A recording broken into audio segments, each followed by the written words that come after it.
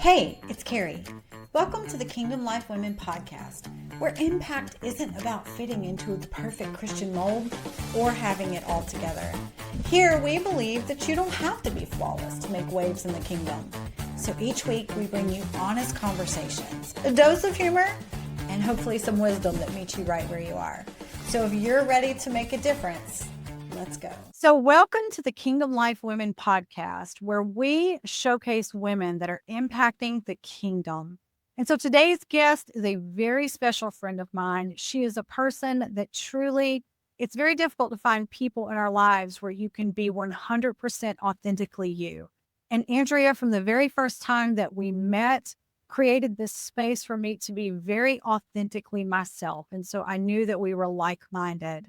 So today's guest actually is a creative life strategist. Now, what does that mean? I know what you're asking. Andrea Brunswick actually helps us navigate emotional challenges that we've gone through. So things like death, like loss, losing your job, emotional instability, divorce, all the things that come to us in life that create wounds.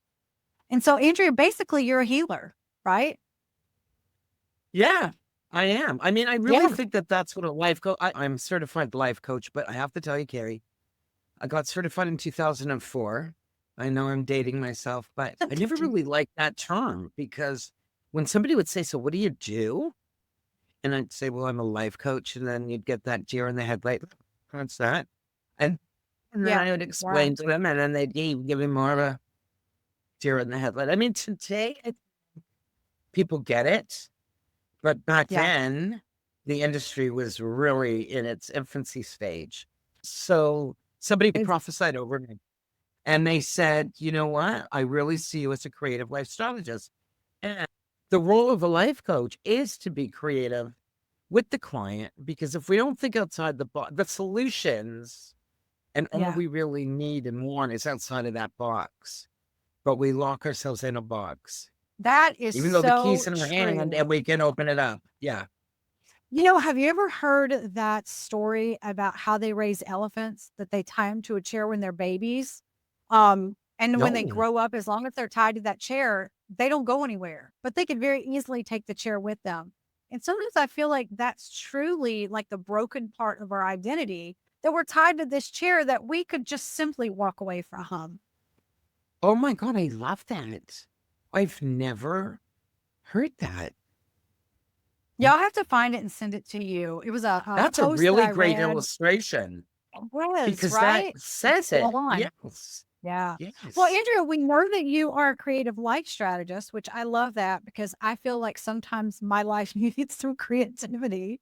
I definitely need some solution. I feel like maybe a creative life solutionist, right, is what you should be called. But tell us, tell our Oh, I like listeners and that. our I like that, watchers, Carrie. tell them more about you and like actually what you do. So I'm going to back up a bit because, the reason I became a life coach, creative life solutionist, strategist, I like that. Whereas I lost my husband when I was 40 and he had just turned 41 and he had passed away in his sleep. So I woke up, my kids woke up, but their dad and my husband had it. And our son had just turned 10 and our daughter was 5.5. Yeah. Oh my And gosh. yeah. That's really young. Yeah, that is very young. Now I'm really dating myself. So in any case, we had no life insurance because we didn't plan for it. Because in all honesty, he's so young, right? He's 41. I mean, who thinks about that at 41? well, you think, okay, possibly a divorce at that age, but you don't necessarily plan on being a widow at that stage of your life, right? Yeah. So I didn't know who I was supposed to be. I didn't know what I was supposed to be. I had a really diverse background and I needed to not do anything for the first year after George passed because I truly was a mess. And I needed to be there for my kids. Ryan, my eldest, was a mess. He was 10. At that stage, you understand things. Natalie at 5.5, she did, but she didn't. So in any case, it was about a year after George passed, and I took a career exploration workshop because I didn't know. And when I left high school and I went to college, I wanted to be a social worker and then realized I'd rather just stay volunteering. So I stopped that. And then I went to art college and had a great time. And then my father passed in my last year. So that kind of created a interruption in that. And then I went into sales, financial sales and different types of sales. And it was like, I don't know. I don't know who I want. I felt like, who do I want to be when I grow up? Like, isn't Yeah. that weird at 40? Yeah, I mean, I had to have just knocked her entire world off of its axis, and that's without even considering how the kids felt. And then you still had to be the mom, and I can't imagine what it's like to have to navigate death with your 10-year-old child.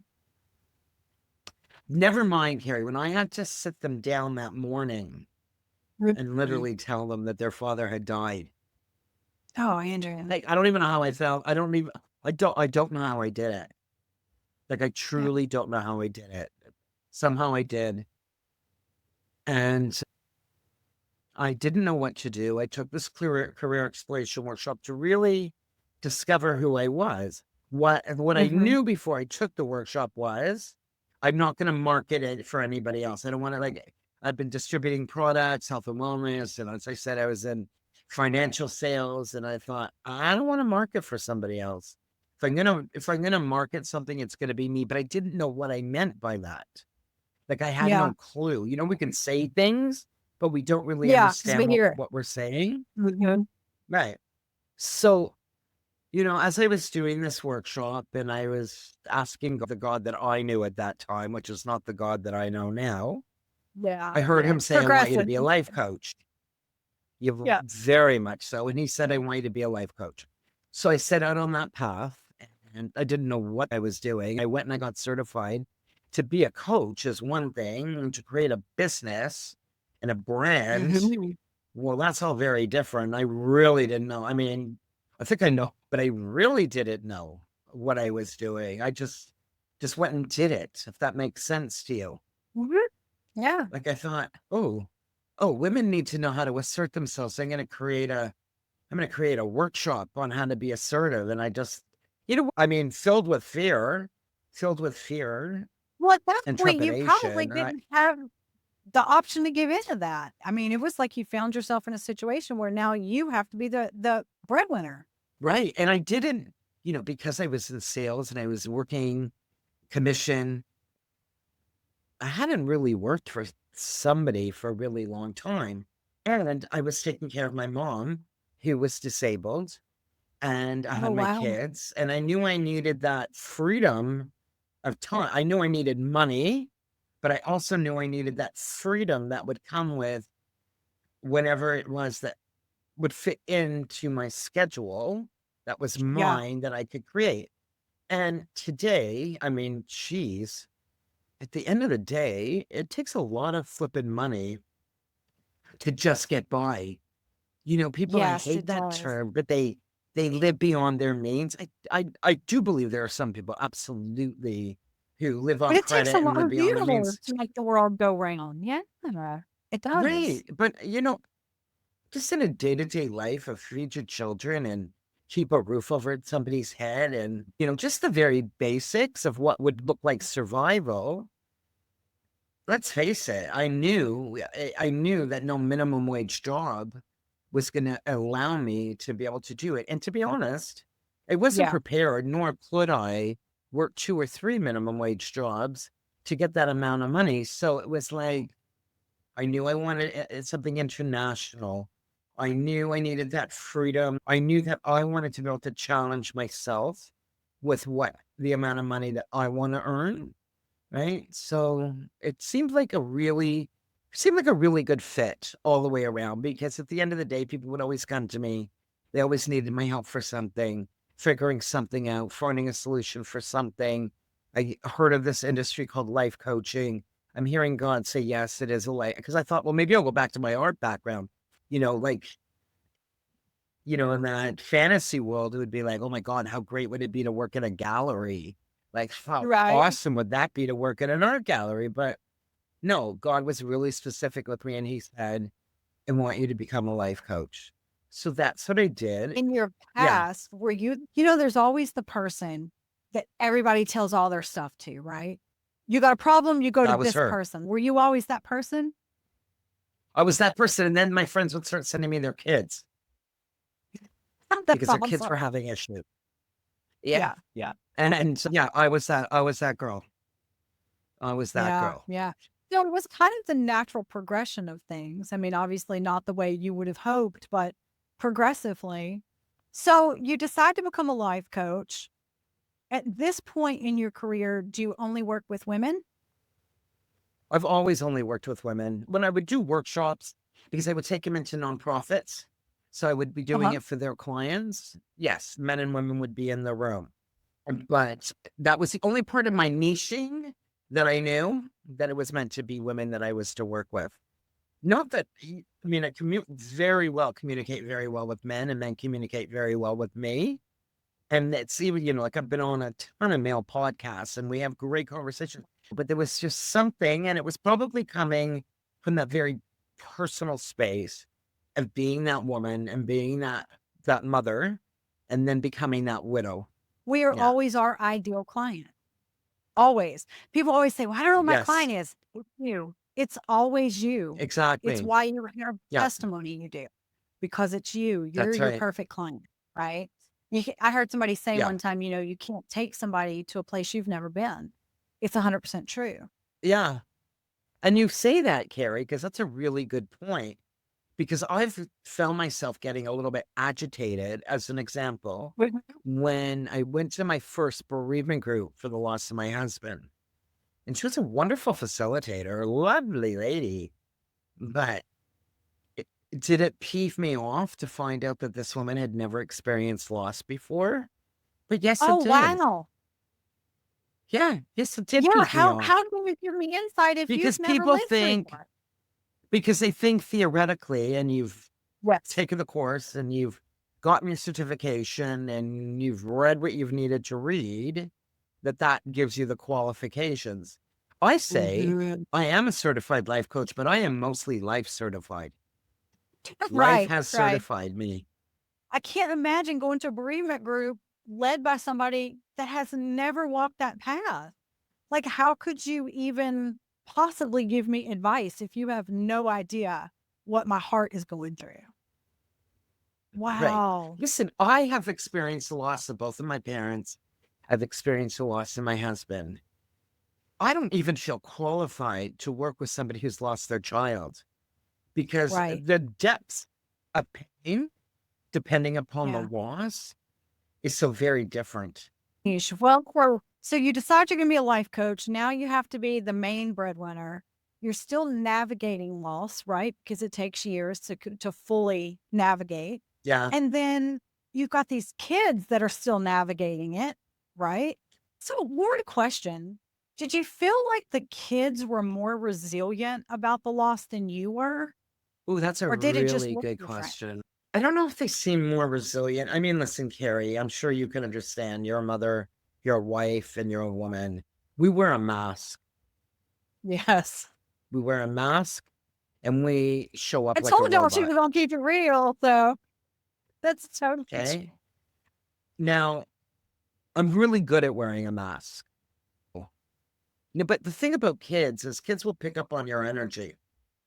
Yeah. So even though you think you're telling your kids all the great things, like, no, don't worry, and mommy's okay. And, especially at the beginning of losing George, it felt like the word freak was stamped on my forehead. And I remember this incident. So my daughter's going to be 28. And one of her favorite shows back in the day was Molly and Lynette. Okay, I don't know if your kids ever watched it, but the year before my husband passed, Molly and Lynette came to our local mall, and we took the kids because Natalie really wanted to go see Molly and Lynette. Now, a year later, my husband's passed. It was a few months after, maybe about 2 months after George passed. She's back at the mall. And the kids and I went to the mall, and I let Ryan do his thing. It was back in Yu-Gi-Oh card days, and he went and he traded his cards, and it was a store, and I was had Natalie and Ariana Carey, I would see families panic, anxiety. I would see fathers Mhm. lifting their little ones on their shoulders, which was the way George would do that. All of a sudden, the show was done. I had this immense amount of panic come over me. Ryan was finished doing his thing at the mall. And I said to the kids, we got to go and we got to go. Mommy has to go and we got to go now. Like Right. now. So we got in the car and we came home and I needed to go into my bed.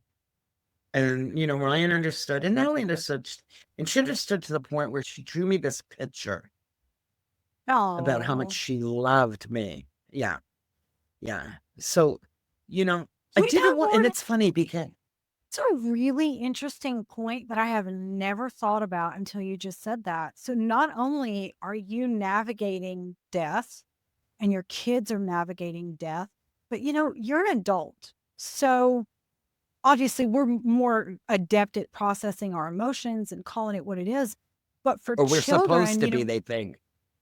right, supposedly. But for children, like a lot of times when parents get divorced when the children are small, the children grow up for years and years thinking that some of it was their fault. And so as I Right. was listening to you say that, I'm like, oh my God, something I never thought about was, you know, the kids I'm sure knew you were sad. And even they understood why, like emotionally, probably had a really hard time processing the fact that you just shut down sometimes and that you were sad sometimes. And Out. Like I literally sure. needed to check out. It's weird the things that people will tell you. And people will say it with all good intentions. So I'm not meaning to villainize anybody. But I remember people telling me, don't cry in front of your children. What? Oh, no. What do you mean don't cry in front of my children? Why? So they'll think they can't cry? So maybe they'll think Right. that mommy never loved daddy? Like it's gonna Oh leave the my kids God. two things. I can't cry. My mom never cried. I was bawling. I couldn't have held it in. That was another reason why it took me a year to be able to figure out what I wanted to do. In the morning, I would put the radio on so loud as I was getting the kids ready for school or day camp or whatever the situation was. I'd be in the kitchen doing their breakfast, packing their lunches, and like Niagara Falls. Just I couldn't have stopped those tears. I would drop the Laura. kids off. I would come home and I would break down, Mhm. Mhm. I because bet. I went through an experience when my father died 18 years prior where I went through a lot of unprocessed grief and I didn't understand that I had a lot of anger and a lot of guilt and shame because I didn't process those emotions. And there wasn't things like bereavement groups and grief therapy back then. Mhm. Mhm. So I knew the importance now because I tried to take my life a few years after my father had passed because of that unprocessed grief. But I want to share a story, if I may, Carrie, because Yeah, please do. I think it's important, and I whenever I can share it, I do. So it was again very early on after George had passed. I think the kids were in day camp at this point, and I dropped them off, and I came back home. And at that time I used to be a cigarette smoker, so I went out onto the deck, and I'm sitting there, and I'm chain smoking, and I'm starting to have these thoughts. And the kids and I, we just really wanted to be a family again, right? And I'm starting to have these thoughts like, well, how could I kill myself and the kids in a way that it's instant so that now all of us would be in heaven together?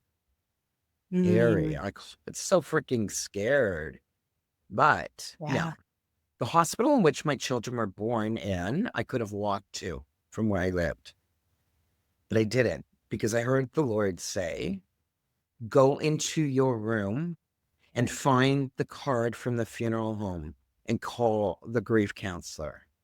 Now, I had no Oh, idea where I put wow. this big pamphlet, but I ripped my room apart and I found it.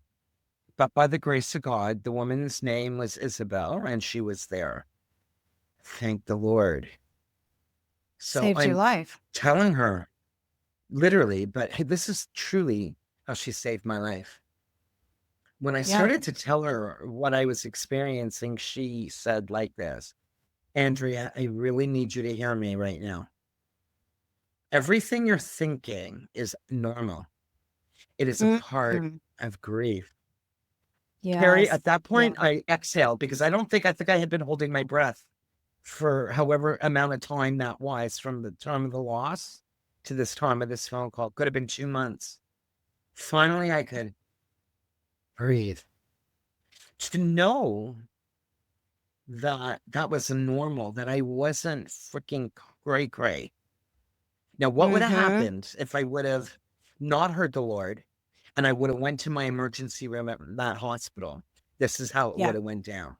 They would have put me in a straitjacket, and then they would have put me on the lock ward, and then they would have injected me because they wouldn't have given me it to swallow. They would have injected me with all of these medications that would have created me to be a zombie. Then Yeah.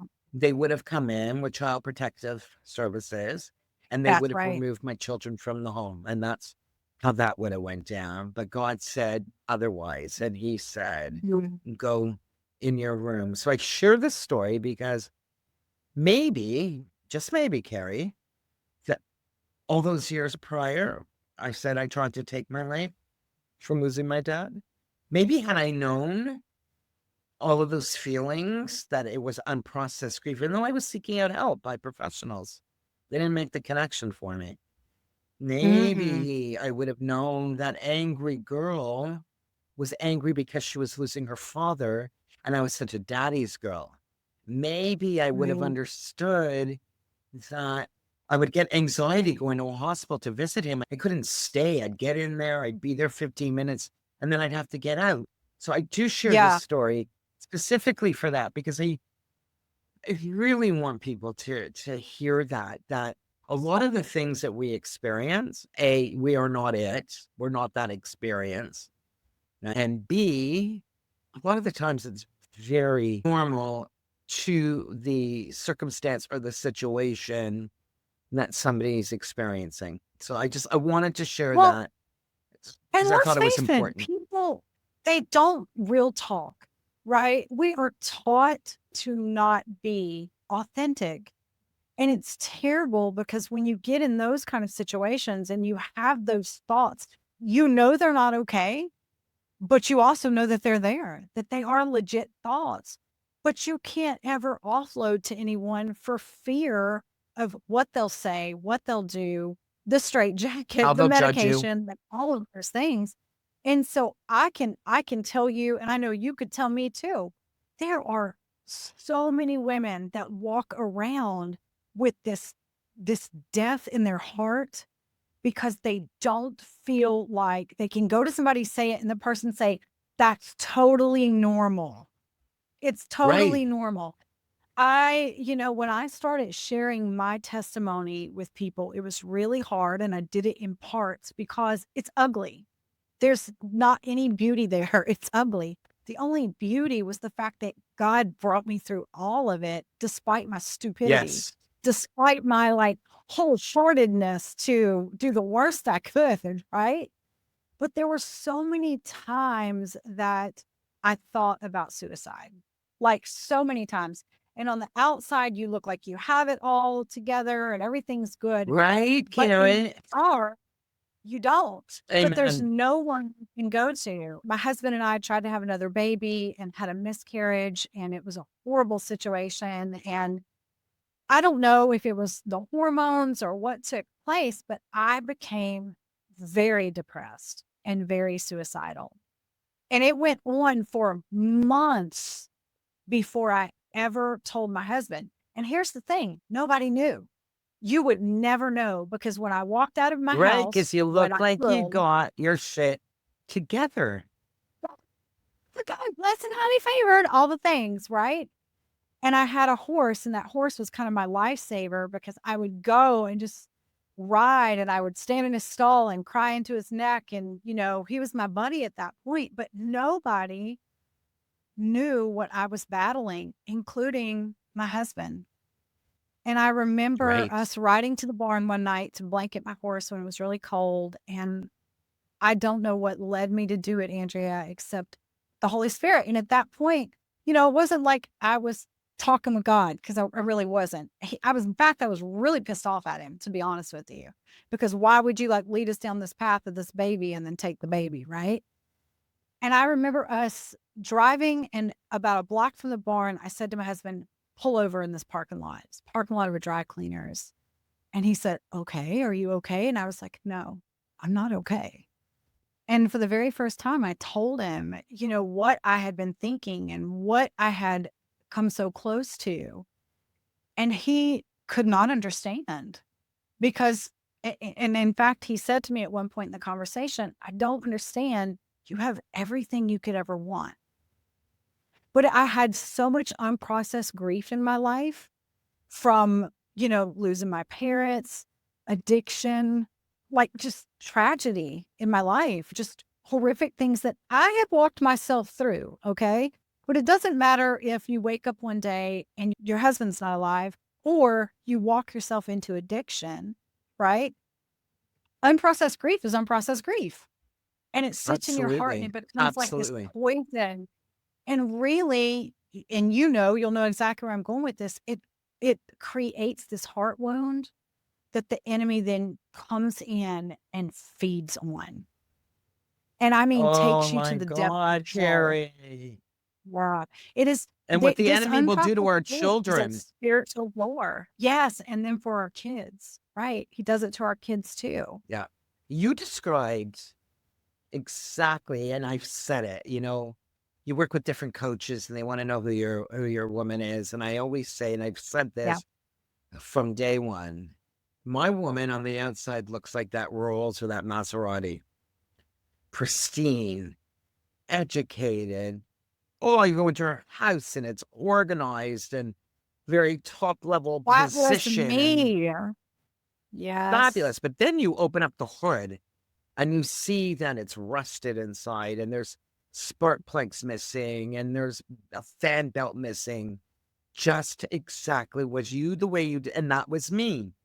I looked like I had it together. Okay. I was doing my best to keep it together. Right. And of course, I had moments of feeling joy, but I had a lot of moments of feeling excruciating sadness. My mom passed 3 years after I lost my husband. Oh, So wow. there, the kids and I were having to go through it all again. And it's All sort of that again. trigger trauma, isn't it? It is. It's like everything comes Absolutely. off your dad, your husband, your mom, all of it in one fell Yeah. swoop again. Yeah. Yeah. Yeah. How'd you finally work through that? How did you finally process all that? Funny, I thought I was working through it. In all honesty, I had already, in my 20s, when I went into selling life insurance, there was, I don't know if you've ever heard of this man. He's passed on now, but is the late Bob Proctor. The insurance industry at the time, and for a long time, used him to be that acceleration coach for Mm. agents with your selling. And so, I started to hear about this thing like New Thought and New Age, and it just made so much sense to me. So I kept diving more in and diving more in and, you know, learning Buddhism and chanting and journaling Yeah. and all of these things. And that was what I thought. I mean, outside of going to bereavement groups, yes. I worked with a psychiatrist at first that worked only with young spouses because I needed that. Because let's face it, I mean, I'm 62 now. Had George and I been together still and he'd be alive, and if he would pass on now, I'm not saying it wouldn't hurt, but I don't know if I would But have it'd be felt the different. same. Yeah, than when Yeah. I was 40, right? I did that. I worked with a lot of coaches. I've worked with my fair share of life coaches, which I have to tell you is really truly where I received the most benefit was from a coach Yeah. as opposed to doing traditional therapy. Because coaching Agree. itself is all about results. It's a results orientated industry, right? Oh my Whereas, gosh. Can I just yeah, tell you, that just blew my mind. You're 100% right. I've never thought about it like that, but you are completely right. That is like, that's crazy. I just totally feel like my mind's been blown. Well, It's that's true. what, When you Gary, go I to went into counseling, coaching it's like the as medical opposed, industry. They don't cure it. They just keep giving you medicine for it. But coaches are they results do. oriented. But Yes. even a therapist, you can't issue any medication. It's all about Right. talk therapy, right? So we're gonna stay. You know how many sessions I've done with women who have been with the same therapist for 10, 20 years, and they're still with the same. But when I was taking my coaching program through a phenomenal coaching school called Mentor Coach, funny enough, the group that it was that year that I was doing it, they had prerequisites, really strong ones. They let me in. I didn't meet their prerequisites, but the majority of the other people in the program were social workers, psychotherapists, therapists, psychiatrists. Why were they coming in to the coaching arena? Because coaching Yeah. is not only is it results orientated, your languaging doesn't have to be so stringent, Yeah. right? You're not my patient, you're my client. I can let you go, Yeah. or you can say, I don't want to work with you anymore, right? I can call you out as my client in a loving, gentle way, but sometimes we don't want to be called out. But I'm not your yes person. I find in therapy, traditional therapy, and I don't want to generalize too much, but they're very much the yes person. It's like, don't have yes friends in your life because that's dangerous. They're dangerous. Yes, people are dangerous, right? You need to have somebody that has that courage to hold you accountable. Yeah. That is going to not only just create that space for you and that vision and hold it for you of what it is that you desire to be, do, or have, but is also going to hold you accountable to that path and that plan. I have to coach myself all day, every day. Okay. Can you talk about that for a second? Because listen, I have a lot of people that listen to the podcast that they are looking for you. They are looking for you. They are your perfect client. But I have a lot of people that listen to my podcast that are coaches. And, you know, because some of us are friends, we talk and I hear them say, like, God, I feel like I need coaching. And I will straight up say, if you're a coach and you're not You being need a coached, coach. you need a There's coach. something wrong with that. How can Absolutely. you have a bereavement group if you've never dealt with death, right? Like, if you're going to Absolutely. be a coach, you need to have a coach speaking into your life and keeping your path like right here, keeping you authentic, You right? need that space. You need that safety. When you were telling the story of the horse, right, and crying into the neck of your horse, you Mhm. need the coach who really is going to create that safe space for you. I went through an incident a few years after my mom passed, and my son fell into a depression. He was ending puberty. He's in high That's a school. tough And age. now Yeah. that's tough alone, okay? Never mind 7 months Well, prior to my husband passing, the kids lost their oh, grandfather, my husband's Lord. father, and they lost both of their great grandmothers on their father's side. Okay, so To a lot of in loss this all at once. time Yeah. span, a lot of loss. And then a couple years into that, Natalie now is in her first year of high school, and she was walking home on a Friday night with a friend from the community center, and she was hit by a car. Oh my God. Yeah.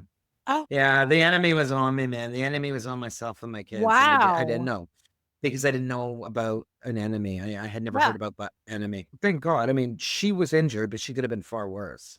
So we started a lawsuit, and which I didn't want to do, but two other kids were with my daughter, and their parents went to see lawyers.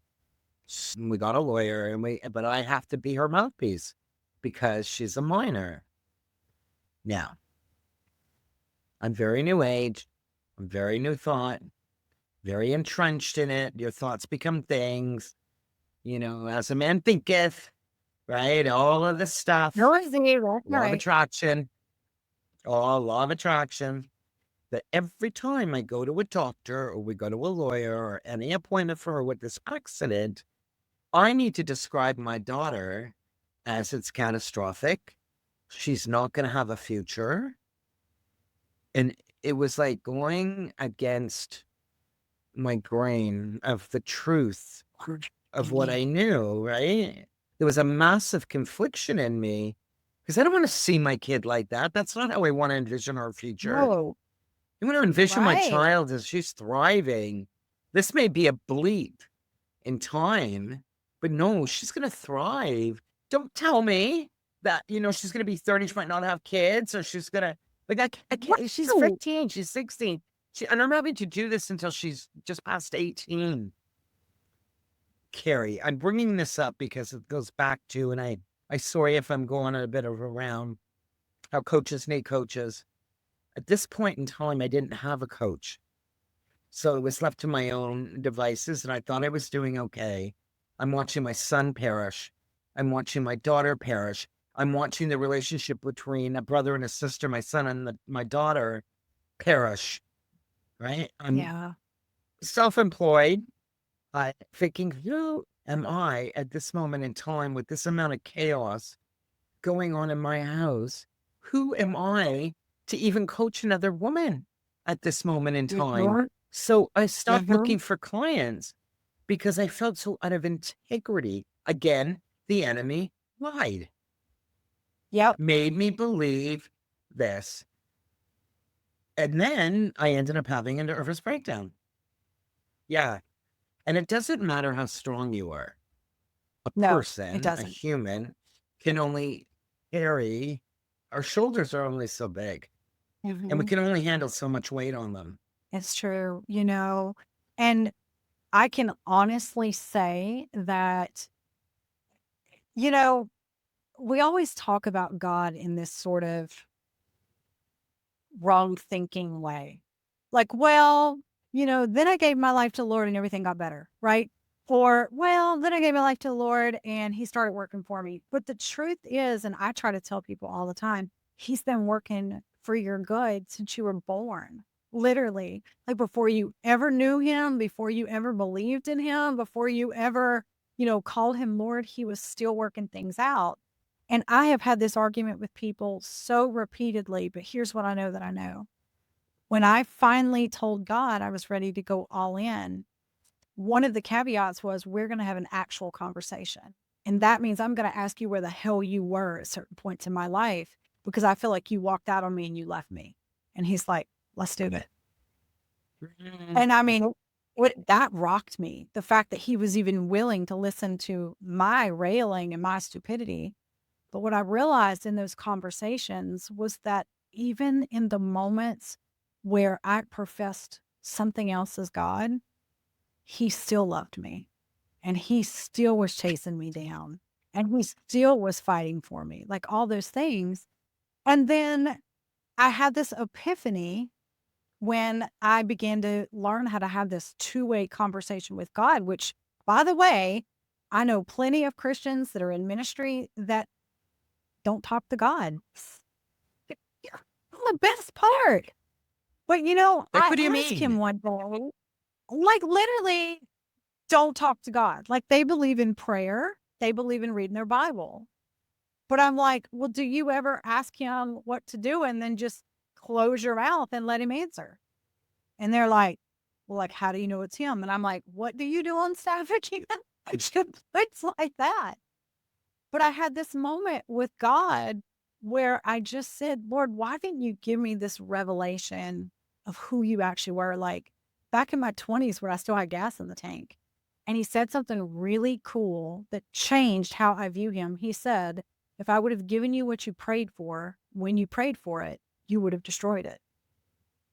And I thought, even in the where I was wilding out, doing the most, he still was like moving my past. Have you ever seen the movie The Matrix? I did, but I didn't really understand it when I watched it. You got to watch it again because there's this scene in the movie where somebody's and they're running, and what's happening is they are literally, as they're running, the path is changing to get them away from their pursuer. And I mean, it was like, that's exactly what God was doing with me all my life, changing my path so that the other thing pursuing me could never catch me. It got close a couple times. I'll be honest. No, But I that's thought wild, Carrie. that is who God is. Like, he's not in a box either, right? So that's who he is. And it's crazy because I'm listening to your story and I can see him even in the movement before you ever knew him, right? I can see him diverting and moving and putting people in your life and in your path that will say, that's the moment where I decided not to take my life. But the truth is, that was God in that person in that moment, whether they knew it or not, whether we knew it or not. You know, he's always saving us. He's always pursuing us. He's always changing our path Right. so that Well, we're constantly there with him. He's constantly there with us, you know? And even in your yes. children's life, like, I see it, you know, I see the movement. I mean, think of it. Here's what I heard when you said it. You know, here you are, you're in front of this attorney, you're in front of this doctor, and you're having to make things appear even bigger than they are because it's a lawsuit. We all know that's the name of the game, right? But something inside you was like, you better stop saying this because you know that your words have power. You know that your words create Yes. things, right? I mean, that's Yes. biblical. And so even then, he's Yes. speaking, you know, before you ever really knew him. Right. Right. Yeah, always pursuing it. Absolutely. Always pursuing it. Absolutely. When did you Yeah. realize, like, wait a second, there's something else? Like, I know I'm doing this new age stuff. I know I'm like, but hold on, there's something else going on. When did you discover? Carrie. You know, the world went mad in 2020. Right. We're real. And Canada really went mad. Like, Yeah, they did. They did. yeah, They yeah, did. yeah. Like, whoa. Oh my God. We were in lockdown, I think the longest of anywhere in the world. We were in lockdown. Really? But now it's the beginning of 2021. And I do like I would normally do in my mornings. And I would go into meditation. I always would set an intention before going into my meditation. When I came out of meditation this one specific morning, I hear God say to me, Andrea, this is going to be your year to unlearn. So I Yes. love that. You know, I love that. there are normal people and then there are people like us. And Yeah. although we are highly intelligent, we are also really hard-headed and we got it covered. You don't have to worry about us. We got it covered. The Lord's like, you ain't got Exactly. nothing covered. In fact, you don't even Nothing. know what you think you know. Here, let me show you this. And you don't even know what you're covering. You don't even know what you're supposed to have covered. So how do you And you don't even know what you're supposed to No. uncover. So when he says this No. to me that morning, I said, okay. I don't really understand what you mean, but Did you know it was if you God want at me, that point? yeah, because I've always heard from God. Yep. Like I told you when I had to Yep. listen, like since I'm a little girl, I've heard God speak to me. Right. So I was like, okay, God, I don't really know what you want me to unlearn, but I'll tell you, whatever it is you want me to unlearn, I am prepared to give more to that learning of the new, because I know obviously you're taking me away from things that I had probably spent a lot of time wanting to master, spent a lot of time with my education, learning, studying, and mastering. Now, it coincided with the same time that I went on this new app was all the rage called Clubhouse. I don't know if you were ever on Oh, Clubhouse. I remember Clubhouse. Yeah. Yeah. So I had just gone on Clubhouse. It was all the rage. So I went on the app to look to see what rooms were available for the week. And it was a Monday morning. I see, oh, there's this room at 7 a.m. called Think and Grow Rich Sis. Now, remember my roots in New Age. I thought, whoa, maybe this is about the Think and Grow Rich book. Oh, maybe they're going to discuss it. So I go into this room And I get in there right at 7. So right when she opens up the moderator was female. So right when she opens up her room and it does her intro, she introduces herself and she says that she's a mindset coach. I thought, brilliant, because so am I. And she's a mindset coach for brilliant female Christian entrepreneurs. Well, I thought, okay, I don't really care about the Christianity. It makes no difference to me one way or the other. I felt like I was in the right space with other women who were building businesses. That's a great place. And I'm with the mindset coach. So I kind of just stayed in Clubhouse. For the first week, I stayed below. And I understood this room, but there was lots that I didn't understand. Like, she would use a scripture and then she would create an activation. And I thought, okay. And I was really enjoying it. And then the second week in the room, I raised my hand now to go up on stage. So now for 2 years, I'm a really integral part of her room. But at that first month or so, I was so intrigued. And because, the whole thing about New Age and New Thought for me and personal development, because I was always very curious, even from a little girl, was why I was led in those directions. Well, my curiosity as I've gotten older has only grown as I've grown. Yes. Yeah. Yes. So I'm Jewish. I'm like, what?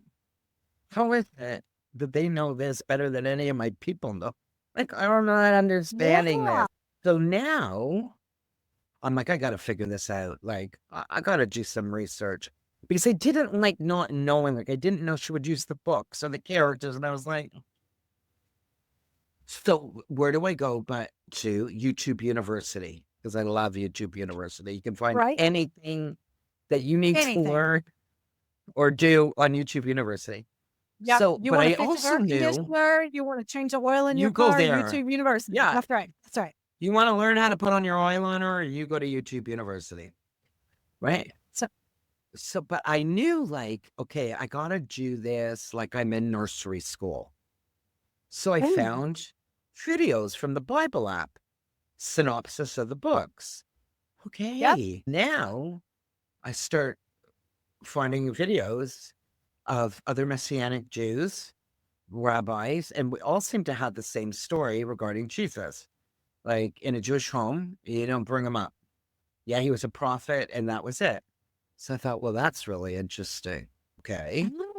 Then I'm finding some Bible teachers on YouTube and different ministries. And then this room on Clubhouse, these women who I'm forming such strong bonds with.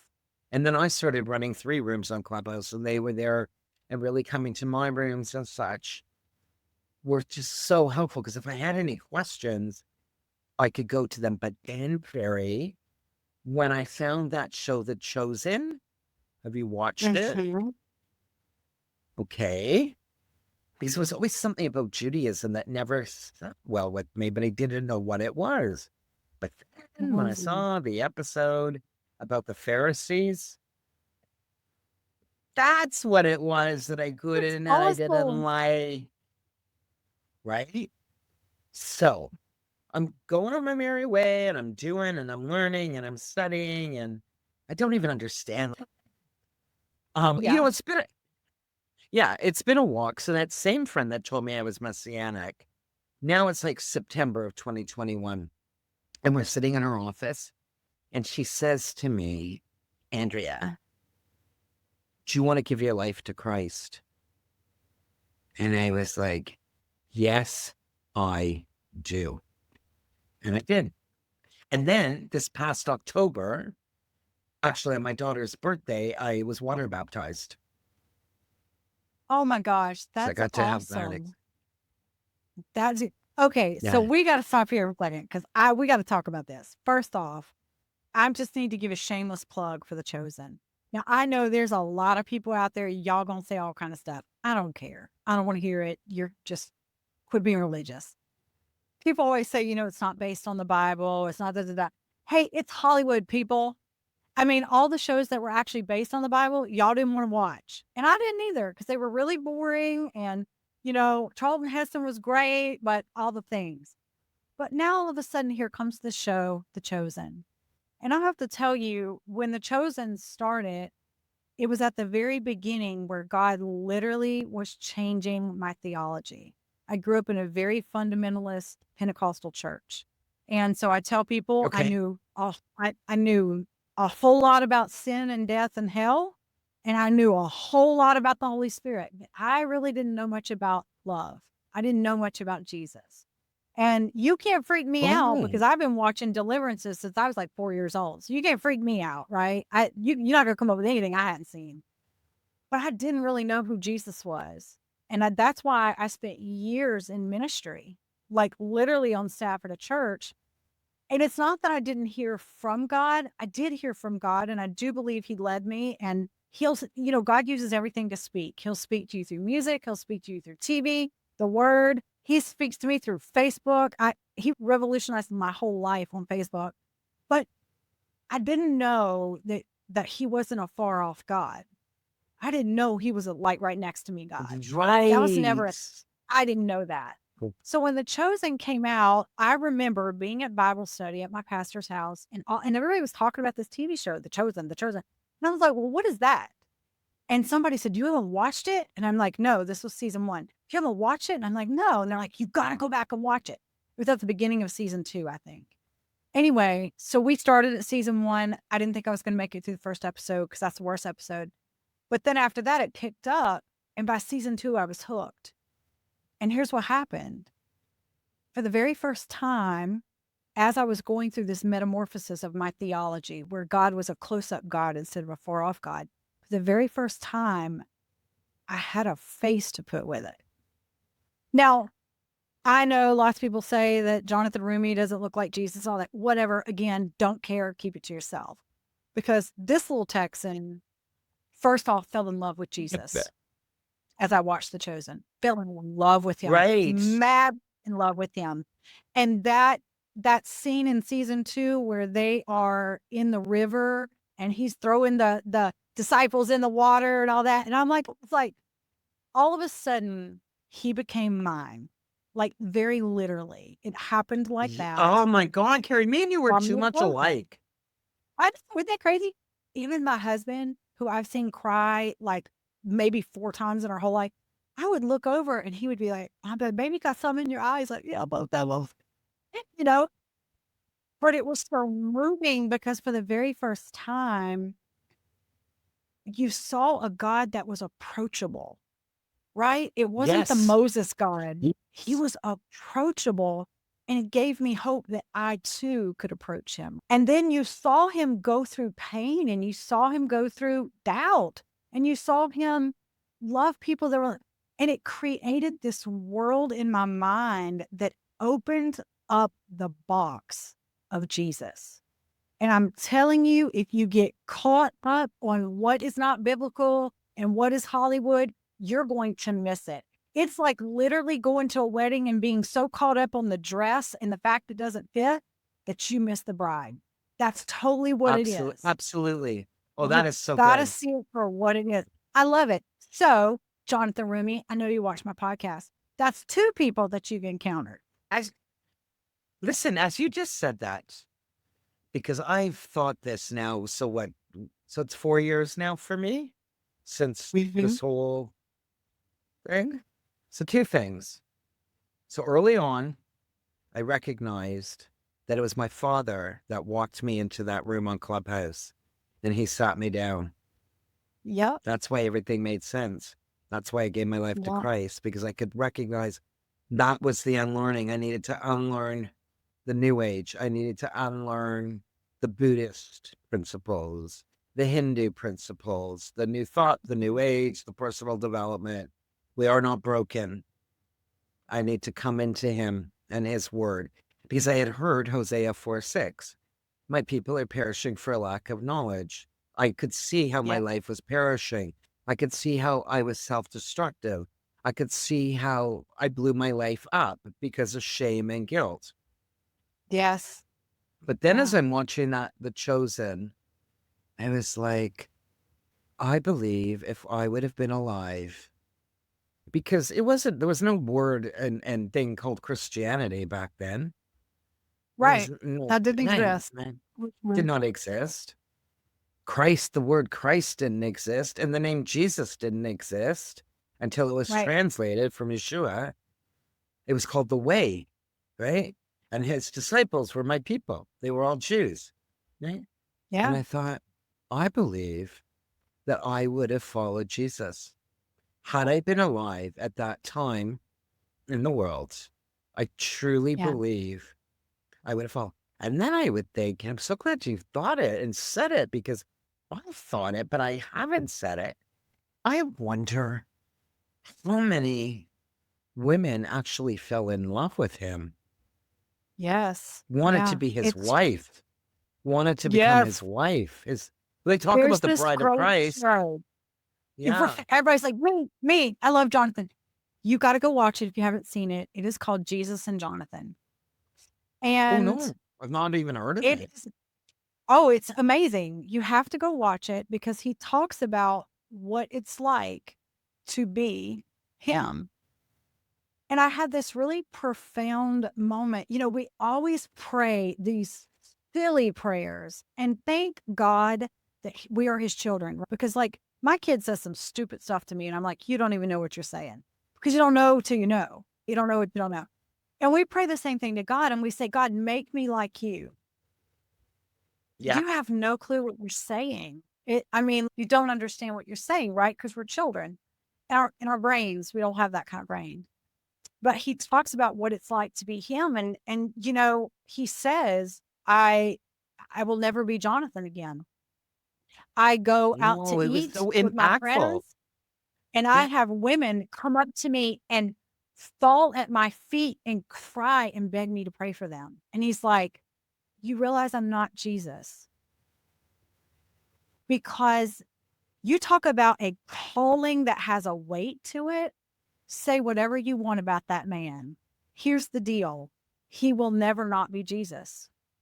He will never be a normal actor again because Never. the entire world sees him as Jesus. And he will now always have to operate a certain way. He'll never be able to just go out on a date. Like, he won't have any normal life. And when he started, he did not know this. Obviously, how He did could you not know know? the magnitude. He did He not didn't know the know the magnitude. magnitude. But because of the magnitude and because he has been he's been chosen, right? Because of the magnitude of bringing the message of Christ to the whole world. I mean, hello, it's brought him close to Christ, and he constantly wants to present it in the way it should be presented. That's a huge weight, Andrea. Can you imagine? Like, you can never say the wrong thing. You can't wear the wrong color shirt. You can't ever go to a bar and have a drink. You can't eat ice cream without people saying something about it. Like, you're under constant scrutiny, just like The Jesus. way Jesus was under constant scrutiny. And then you got the Christians over there talking about, like, this ain't biblical and y'all shouldn't watch this. This is of the devil. Pharisees much? Just saying. Sorry, not sorry. I mean, Right. it's a high calling. That Jesus and Jonathan is a really cool show because you see the magnitude. And God has often Oh, it's said to impacted me, him, I think, "You for walk his my whole will for life. us." Yes, Yeah. that's it. I mean, that's it. That's who he is from now on, you know? Yeah. So it's interesting how the Lord literally will use, we just said it, the Lord will use anything to impact you. Whatever he needs to do to get your attention and show you who he is, he will do. And for some people, it Right. happens later in life, but it always happens. It always Right. happens. Even Listen, I used people to like say to Charles yeah. Manson, they talk about the fact that they've heard the voice of God. I mean, it doesn't mean that, just because you give your life over to evil, it doesn't mean that you didn't encounter God at some point, right? He's our Father. He's all of our Father, not some people's Father. He's all people's Father. And he's Yes. always pursuing us, like always pursuing us. That's my Right. favorite thing about him. I always say love is a superpower. Oh It's my not the power, it's the goodness. love. The It power is. is the outward manifestation of the love, but the love is the superpower. you know? He wants to But heal the us. He loved one wants to feels internally. The loved one can feel that's right. internally for life, You know, for deliverance creation. will change people. Reading the Bible will change people. All the things we do will change people. But until you discover the love, you will never have a personal relationship with him because it's who he is. It's not what he does. It's very literally who he is. He is Yes. the manifestation of God's love for us, you know? Yeah. So I don't know. Well, Andrea, you and I could talk forever. Ever. We do talk forever when we get together. I don't want to miss out on an opportunity to let people know how to find you. And I'm just going to give you a plug. And Andrea didn't ask me to do this, but I have to tell you, if you think back to the beginning of the podcast when Andrea said, I'm sitting in this bereavement group and this lady's never experienced death.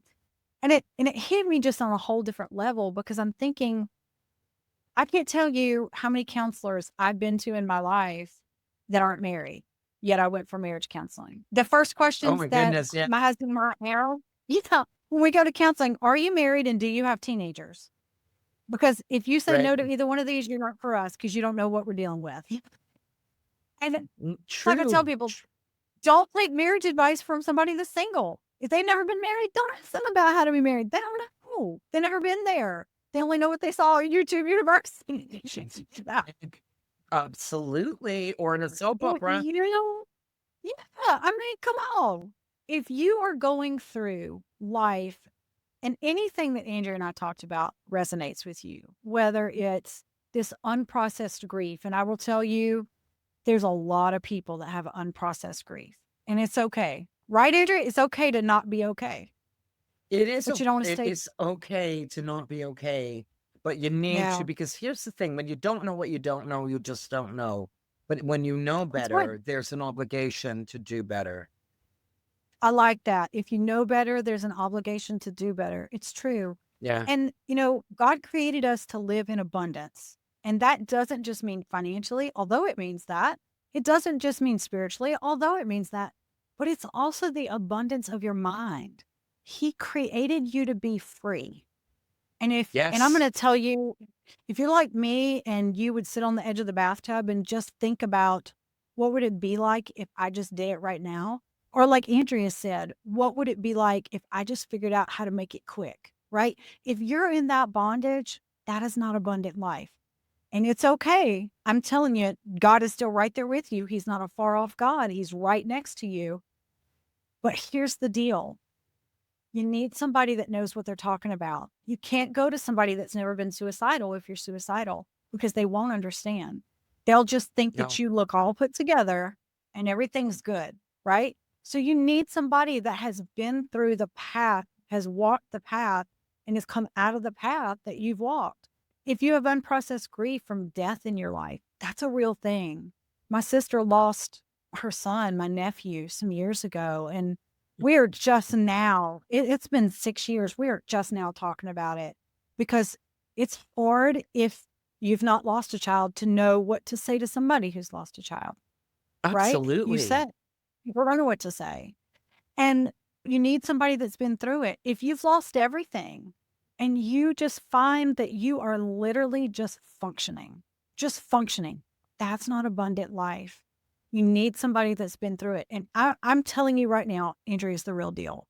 She is the person, and I'll just be really transparent. When my husband and I were having issues, she allowed me to be myself and say whatever I wanted to say. And we barely knew each other. And I'm Exactly. very guarded about my personal life, like the real details. I'll tell you, me and my husband fight, right? But I mean the real details.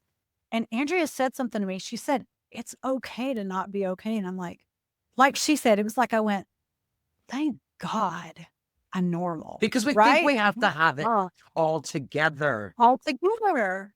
Yes. And if we're not all together, listen, in the world of social media, you only see the Facebook life. I, Yeah. I'm not going to tell you who he is because if I say anything, that person will know who it is.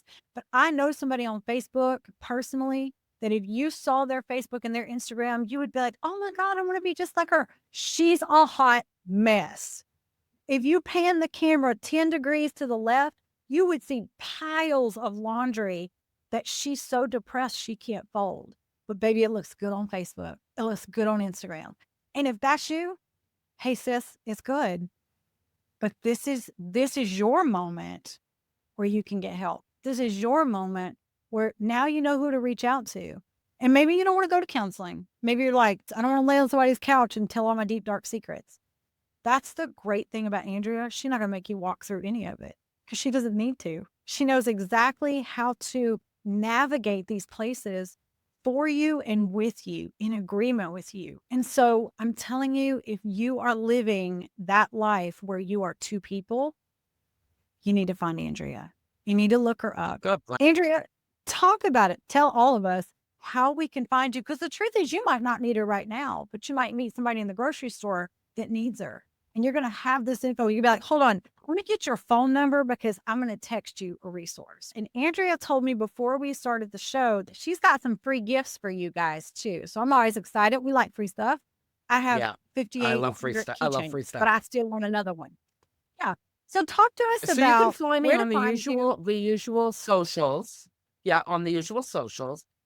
Funny enough, I've had so many websites since the beginning. And this past year, I thought, I don't feel like renewing my domain name or my hosting.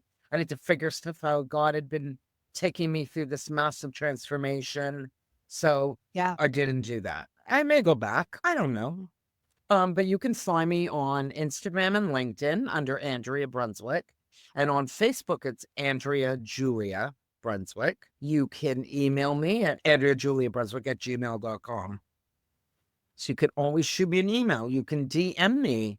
You could just reach out. Just reach out.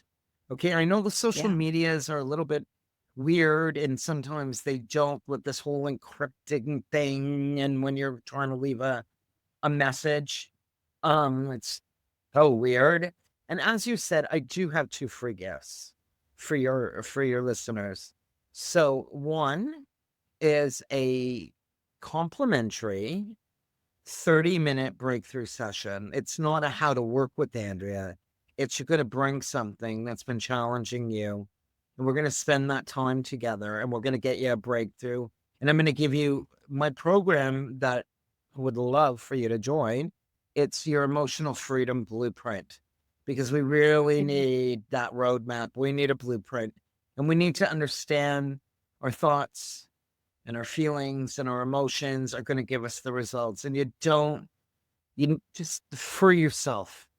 So free yourself with the 30-minute breakthrough session. It's not a discovery session. As I said, I can't emphasize that enough. This is about the individual and us getting that individual a breakthrough. And then my second gift is that it's going to be a year now where God spoke to me and said, create this. It's called Stamp It on Your Heart. And it's a prayer journal.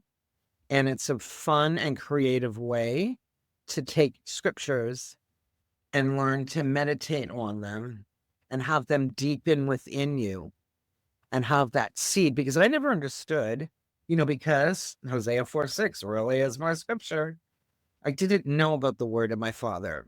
And I didn't know that his word is like a seed. But as I've been doing my learning and my studying, I've come to understand and been told his word is a seed and it needs to crack in our heart and for the roots to come out and then it to grow so that we can have the fruits of his word and we can be living like that tree that's planted by the water. So I will give you all of my links, my social links, my email address, and the links to the 2 free gifts. I encourage anybody to sign up for it. Now, if you want to bypass those things and you're like, no, you're the woman that I want to work with, we can definitely have that conversation. It would be my absolute pleasure. Carrie, you were flipping brilliant. I was going to tell you, I love you. You could do like my marketing. You're so good. You're so good. Well, I used to be in marketing. I know you can't tell, but I actually hated marketing. So if you are watching this podcast and you do not take advantage of Andrea's 30-minute free session, you're crazy. First off, it's going to go longer than 30 minutes. And then number 2, It's free. She just told you. She's not going to try to sell you anything. She's not going to be hitting you up for the monthly fee. Like none of that. She says 30 minutes, give me 30 minutes and let me get you a breakthrough. I don't care if your problem is on a scale of 2 instead of a 10. You would be silly not to take her up on that. Free counseling, free coaching. Holla. I'm just telling you, do it. You will appreciate it. You will enjoy it. And how many times do you get to actually get coaching for free? I will tell you, one-on-one, never, ever. I know I'm in this world. Right. Never, ever, never, ever. So if anybody ever offers you a free coaching session, then take it. And you know what? I will tell you, Andrew, we went on vacation one time. We took our kids on vacation. We bought this thing at Bass Pro Shop. That's I don't know if you guys have those in Canada, but it's like a Yeah, we outdoor do. store, right? You do? Okay, so you know what it is. So we're walking through Bass Pro and this really great salesperson, because to sell me anything, you got to be really great because I'm a skeptic. So walking through, this salesperson sells us vacation. You know, it's one of those things you pay like $700 and you get 3 vacations kind of thing, right? But you have to listen to the timeshare. You got to go listen to the timeshare spiel. Oh, And I will yeah, tell right. you, Been there, done that. for the best vacation. And when we got in that timeshare spiel, which was 2 hours, the answer was nope, nope, it's not for us. No, no, it's not for us. Not for us. Can't do it. Can't spend the money. So sorry. Can't do it. My dad just died. My dog's on cancer treatment. We can't do it. All the things. Absolutely not. We spent 2 hours to get an entire vacation at this crazy discount. It would have been crazy to do anything other.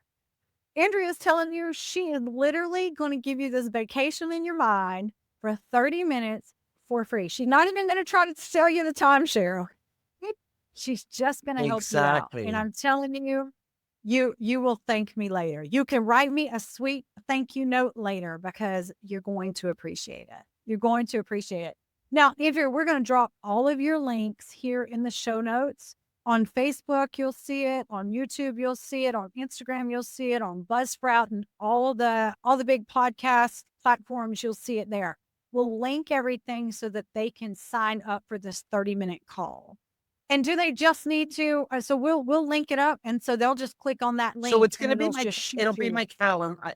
Yeah, it'll be my Calendly link, which is my scheduler. Oh, And then there's going to be just a couple little questions that they're there to answer, just so that prior to the call, I know what it is that they're bringing to the table. Because that's the thing, you know, when I got trained in my coaching program, it was to be collective, meaning, man, it's not just on the coach, but it's hand in hand. The client is a part of their session, right? Yes. So I'm always saying to a client, okay, you're going to have 3 things that you're going to bring for your next session, because you need to give thought. It's about, we're so used to just walking blindlessly, right? Yes, And not being intentional. So it's my job as your coach to show you how to become more intentional, how to learn how to communicate better, not just with others, but within yourself, and how to really navigate. I mean, there's a whole lot of work that we're going to do together. But yes, listen, I'm God's servant. It's of a servant's heart that I offer the 30-minute breakthrough session. Okay. And you're right, Carrie, you said something. I don't just, we could be coming up to 30 minutes and that breakthrough is just about to happen. I'm not going to cut you off. So you're absolutely right that it definitely can go longer than 30 minutes. Most definitely. Oh, and that's our session. Well, all right. Yeah. But a lot of coaches do. A lot of coaches work like that. A lot of counselors do that too. Yeah, that's true. Yeah. That's true. But I'll tell you something. Listen, I've been doing this a really long time. And as I said, I think I said it here in the recording, not just the prior conversation.